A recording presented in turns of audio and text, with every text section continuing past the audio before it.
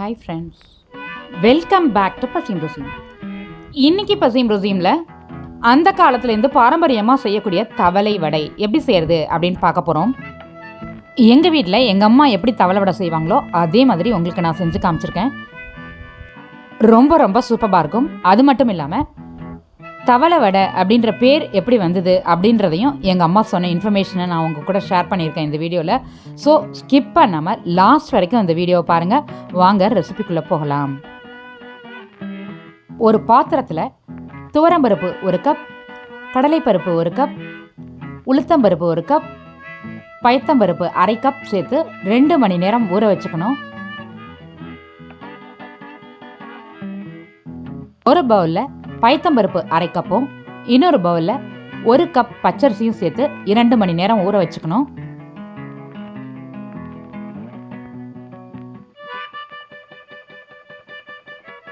Mixie ஜாரில் 3 பச்சை மிளகாய், 10 சிகப்பு மிளகாய், தேவையான அளவு உப்பு சேர்த்து கிரைண்ட் பண்ணிக்கணும்.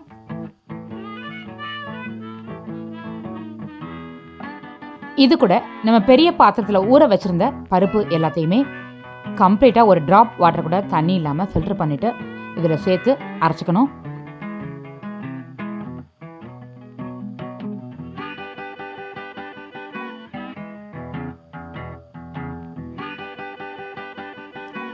இது மாதிரி மசால் வடைக்க அரைக்கிறத விட கொஞ்சம் அதிகமாக நைஸாக அரைச்சி எடுத்துகிட்டு இது கூட நம்ம ஒரு 1/2 கப் பயத்தம்பருப்பு ஊற வச்சோம் இல்லையா, ஒரு பவுலில் தனியாக அதையும் சேர்த்து தண்ணி கம்ப்ளீட்டாக ஃபில்டர் பண்ணிக்கணும். அதையும் சேர்த்து லைட்டாக ஒரு 2 ஓட்டு ஓட்டிக்கலாம்.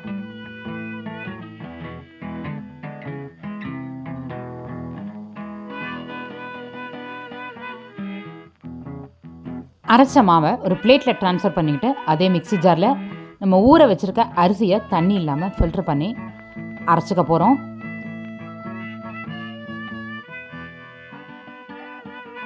இந்த மாதிரி ஒரு ரவையிலே ஒரு நைஸான ரவா இருக்கும் இல்லையா, அந்த மாதிரி குட்டி குட்டி ரவாவா அந்த மாதிரி பதத்துக்கு அரைச்சி எடுத்துக்கணும். அரைச்சி எடுத்துகிட்டு இதை நம்ம வடை மாவில் சேர்த்துக்கலாம். இப்போது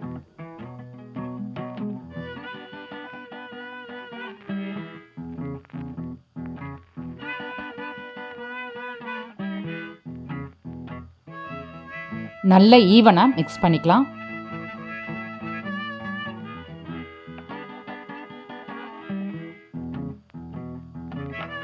ஒரு பேனில் 2 ஸ்பூன் ஆயில் சேர்த்துக்கலாம்.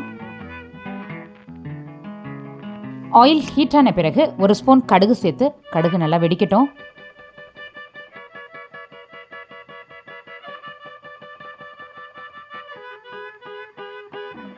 வெடித்த பிறகு எந்த கப்பால் பருப்பு மெஷர் பண்ணணுமோ அதே கப்பால் 1 கப் அளவுக்கு தேங்காய் துருவல் சேர்த்து ஃப்ரை பண்ணிக்கணும். தேங்காய் ஜஸ்ட் சூடு ஏறினா போதும், கலர்லாம் சேஞ்ச் ஆகிற அளவுக்கு இருக்கக்கூடாது.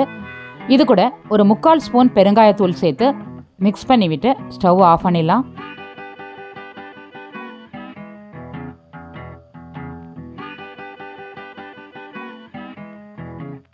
ஸ்டவ் ஆஃப் பண்ண உடனே எந்த அளவுக்கு கருவேப்பிலை தேவையோ அந்த அளவுக்கு கருவேப்பிலை சேர்த்துக்கலாம். நான் 2 கொத்து சேர்த்துருக்கேன். சேர்த்து நல்லா மிக்ஸ் பண்ணி விட்டுட்டு இதை அப்படியே இந்த தாளிப்பை அப்படியே நம்ம வடை மாவில் சேர்த்துக்கிறோம்.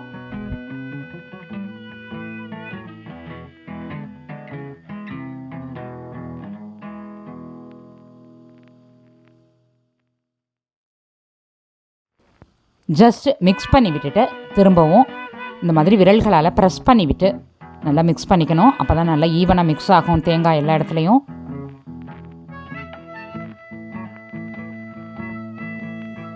வடை மாவை இந்த மாதிரி பெரிய வடையாக தட்டி எடுத்துக்கணும். நல்லா சூடான எண்ணெயில் பார்த்து கேர்ஃபுல்லாக போடணும். இந்த வடை பெரும்பாலும் பெருசாக தான் தட்டுவாங்க, ஏன்னா உள்ளே கூடாக வரும் இது. அதனால் பெருசாக தட்டினா ரொம்ப ரொம்ப நல்லாயிருக்கும் பார்க்குறதுக்கும் சாப்பிட்றதுக்கும். 1 நிமிஷத்தில் பார்த்திங்கன்னா இந்த மாதிரி மேலே தானாக எழும்பி வந்துடும். பார்த்திங்கன்னா பூரி மாதிரி இருக்கும் சென்டரில்.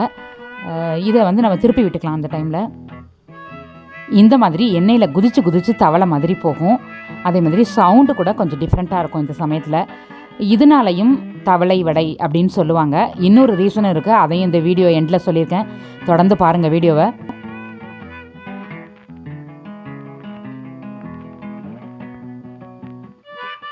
இப்போது சென்டரில் கூடு மாதிரி இருக்கும்னு சொன்னேன் இல்லையா, அதை நான் ஓப்பன் பண்ணி காமிக்கிறேன் உங்களுக்கு.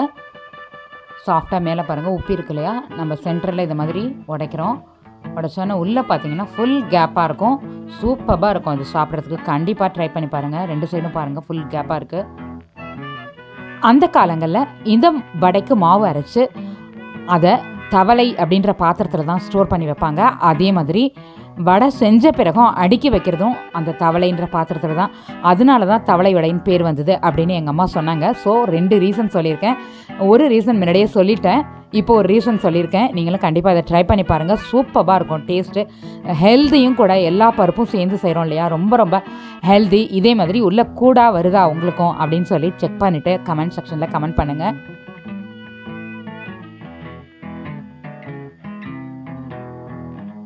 லைக் பண்ணுங்கள், ஷேர் பண்ணுங்கள், கமெண்ட் பண்ணுங்கள். மறக்காமல் சப்ஸ்கிரைப் பண்ணுங்கள். வணக்கம்.